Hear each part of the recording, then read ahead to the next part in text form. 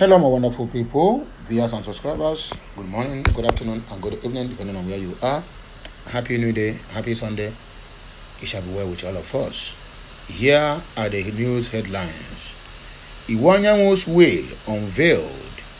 Widow gets Isonic Owerri property, loses seat if she remarries. Use cattle or you die. Lakurawa warns KB farmers against modern day equipment. When we talk, you say we are demarketing Nigeria. Peter Gringoliobi condemns Kano bomb explosion, Plateau and KB killings. Government of Tinubu, favor of Phillies witches allegiance to Turkey ahead of 2025 World Championship.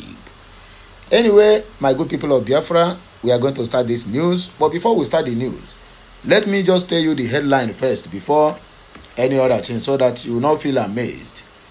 This is part of the reason why Biafra it is where they are today. Obiozo killed Biafra, then Iwanyanwu roasted Biafra. Ask me how. If a man who does not love his own wife can go as far as writing this kind of acrimonious will that his wife, a young widow for that matter, and according to the information, the girl is not up to 40 years. At the girl prime's age, you went and married her at the age of 72. Expecting her to remain unmarried all the days of her life because you died, because of nonsense will you led for her. If somebody of this nature can go as far as this, then tell me what damage do you think that this guy caused on the Biafran struggle? That is the point I'm trying to make here. Somebody might see this news and say, how does it relate to us? My brother, if I begin to recount the damages Iwanyanwu caused the Biafrans, more especially on the case of Mazi Nnamdi Kanu, Iwanyanwu is among those who signed for Mazi Nnamdi Kanu not to be released. Forget about how they are hoodwinking you on the internet. If they come out, they tell you, we are working to release Mazi Nnamdi Kanu, we are going to meet Tinubu. Iwanyanwu had a meeting. 2 months Tinubu assumed office in Imo State House in Abuja. I'm very sure of that. With Hope Uzodinjo and other stakeholders of Southeast, that they are going to go and meet Tinubu. This man never even reached at the door of Asorok to go and meet Tinubu over that regard. Nobody said they know to go Asorok, but this issue never crossed the gate of Asorok that he go to meet Tinubu to discuss it. Why? Because all the meeting they had is to make sure that they paid money, they contributed money to be paying DSS and every other entity that is interested in holding Mazi Nnamdi Kanu at ransom. Iwanyanwu contributed immensely to this before his death. These are the people who wish Nnamdi Kanu dead. But along the line, they died before Mazi Nnamdi Kanu. To you, they gaslight you and come to the internet and tell you they are working for release of Mazi Nnamdi Kanu. My brother, foul. Mazi Nnamdi Kanu, kinsman, Ojuzo Kalu, is also among those who had that meeting. This one they call Deputy Speaker of the House, Benjamin Rekalo, is also among. Ehinaya Baribe, who said that he's working for Mazi Nnamdi Kanu only for his constituency money to be increased from 250 million monthly to 500 million because he claims he's working for Mazi Nnamdi Kanu just on the internet, just on the interview, just on the radio house. When they increase it, have you ever heard about Ehinaya Baribe today? As big as Ehinaya Baribe is, who claims he is for Mazi Nnamdi Kanu, never appeared in the High Court for one day, at least to show solidarity on this person I am working to make sure I released. So you can as well see the reason why I'm bringing this news. So many of you believe that this guy worked for Biafrans. No, he worked against Biafrans from the day they elected him because he's a political electee. Yes, he's a political electee by Buhari and the rest of them. Then tell me how this kind of person is going to work for Biafrans. Let us read the news for reading sake, I beg.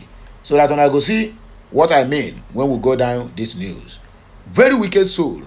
And you expect this one to work for you when he have the businesses scattered all over Nigeria and you say they are going to work for Biafra or work for Mazen and the Kano to come out and begin to champion the call for Biafra secession. Hey, I doubt that. Anyway, nearly 1 year after his passing, the last will and testament of elder statesman and former President General of Ohanaeze Ndafonse Emmanuel Iwanyanwu has been formally read to his family, shedding light on how his vast estate will be distributed. According to Vanguard, the document, read on June 16 of 2025 by Chukwuma Ekomaru SAN, outlines detailed allocations to members of his family with specific instructions for property usage, ownership transfers, and charitable obligations. One of the most significant revelations in the will is the bequest of the late statesman's legacy house located along Port Harcourt Road in Owerri to his young widow, Frances Chinonyeremo Enweremo, whom he married in 2013 at the age of 72. However, the will places strict conditions on her inheritance. Frances is prohibited from selling the property, and should she remarry, she will forfeit ownership of the mansion and other bequeathed assets. In other words, she has to remain unmarried all her life, a young widow for that matter. Okay, let us continue. Also left in her care are Majil Furniture, a business once managed by Iwanyawu's late first wife, Lady Adora Nnenna Ozi Nyere Ako Iwanyawu, and partial interest in properties located in Oji Works Layout and Nice, all within Imo State. The Abuja resident was left to the couple's only son, while the family's London property is to be sold. Proceeds from that sale will be distributed as follows: 60% allocated to the education of his youngest son, 30% to his first son Jide, and 10% to Ezinne, the current occupant of the London property, to aid her relocation. In a gesture reflecting his commitment to philanthropy, the late businessman directed that his famous glass house, situated near the Owerri flyover, be converted into a public trust. The will stipulates that an independent board be set up to oversee the property, ensuring it is used solely for charitable and community-focused purposes.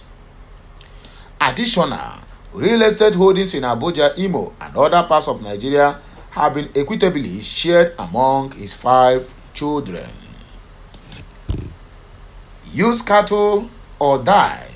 This is in a country that said the only problem they have is Nnamdi Kanu, Simon Ekpa, and IPOB members. In fact, they say their only problem is Igbos. Look at Lakurawa. A terrorist organization from Niger Republic is now telling the people of Kebbi State in Nigeria that it's either they use cattle for their farm products or they will die. They stop them from using caterpillar or these tractors in their farms. Let me make this in clear, maybe you don't understand. A terrorist group from Niger Republic is giving these conditions to the people of Nigeria in the Kebbi State. And their military is all over, scattered all over Southeast, Biafraland, killing our people for no reason, extorting them daily, making billions and trillions of naira on the head of Biafrans every blessed day, 31 days in a month, 365 days in a year. Let us continue, my people. It is well. According to reports by security analyst Zagazola Makama, the terrorists warned that anyone found using mechanized tools in place of cattle for farming will be executed. The warning has triggered fear and panic among residents of affected communities, many of whom had begun shifting to modern farming techniques in response to ongoing cattle rustling in the region. Now, the terrorists are dictating how we should farm. A local source was quoted as saying, "They forbid us from using machines. When we use cattle, they seize them. We are farming both for sustenance and commercial purposes." An intelligence source also reportedly confirmed that the threats were genuine and circulated among several villages in Oje local government area. Community members are now calling for urgent intervention from the Nigerian military and government. The area has suffered repeated attacks and widespread cattle rustling, allegedly by the same group. In April, at least 13 vigilantes were killed in Morai village, also in Oje local government area, after suspected Lakwarawa gunmen ambushed them during a failed attempt to recover stolen livestock. When contacted, the police public relations officer in Kebbi State, Nafiu Abubakar, said he would investigate the development. It is laughable. When we talk, you say we are demarcating Nigeria. P2B condemns Kano bomb explosion, Plateau and Kebbi killings. It did not include Bronu, my brother. Former governor of Anambra State, Peter Gregory Obi, has berated the spate of killings of innocent people across Nigeria in recent times. In a statement released via his official X handle on Saturday evening, the 2023 presidential candidate of the Labour Party regretted the death of about 5 people in a recent bomb explosion that occurred in Kano. Obi also recalled that about 12 wedding guests were killed on Friday by gunmen in Plateau State, with many others injured. He regretted that the regularity of bloodletting of innocent souls in Nigeria has reduced the news value of human deaths. According to him, when Nigerians speak about addressing some of the issues bedeviling the country, including the constant killings and corruption that has entrenched the system, they are accused of demarcating the nation.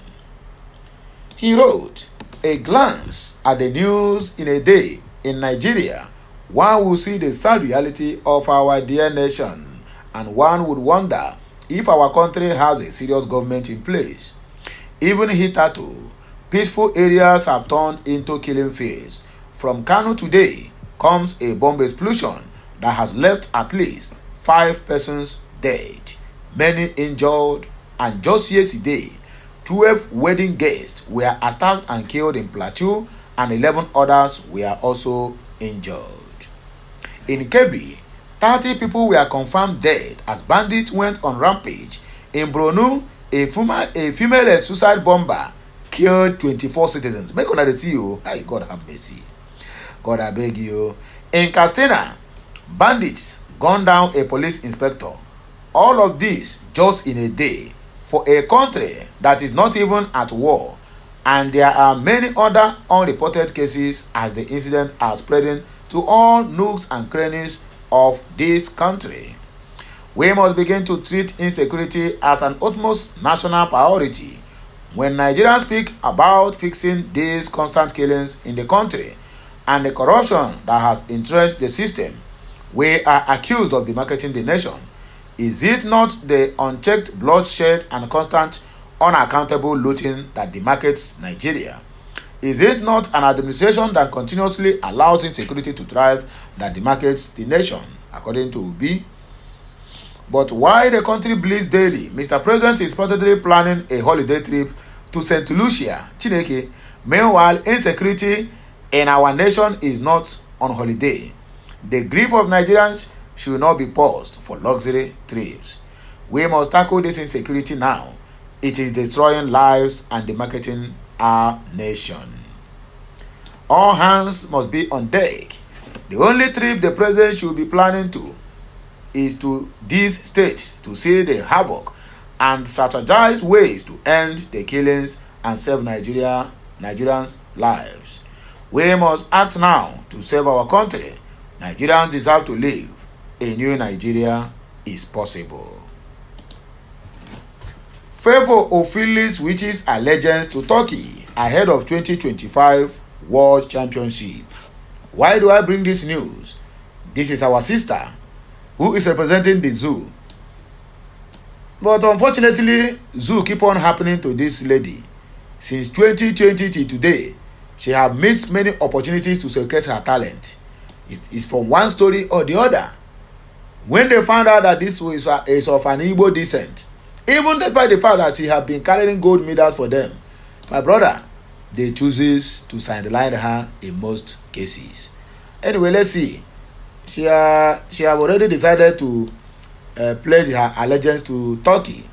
Nigerian sprinter and 150 million world record holder Favor Ofili has reportedly dumped Nigeria to represent Turkey just 3 months before the 2025 World Athletics Championship in Tokyo.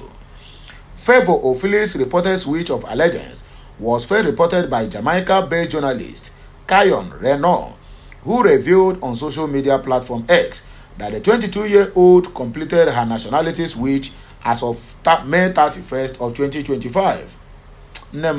It is well.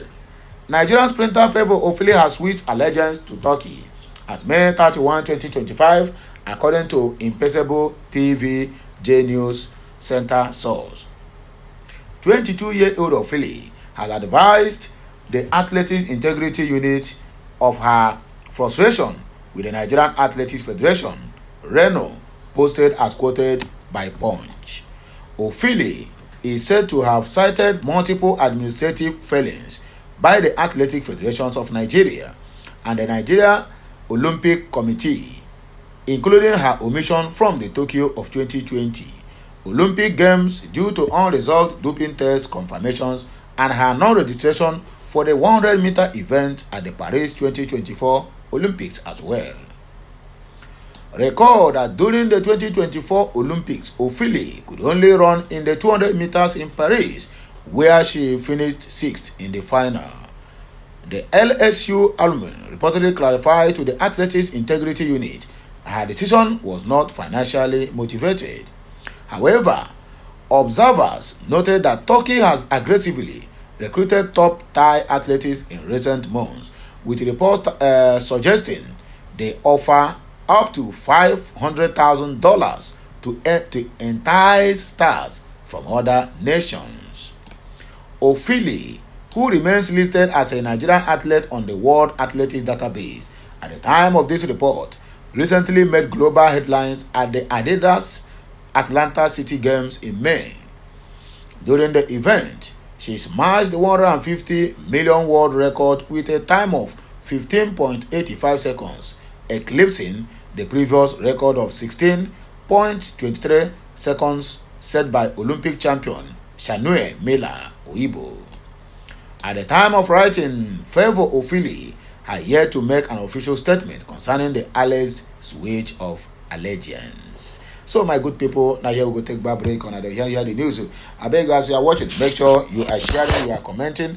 Your opinion matters a lot at the comment section, most especially about Emmanuel Iwanyanwu Abapo, the ex Ohanaeze Ndafonsi worldwide. So let me know what you think at the comment section of this video. As you are watching, please keep subscribing to this channel for more interesting videos. Have a nice day and may the good Lord continue to bless us all.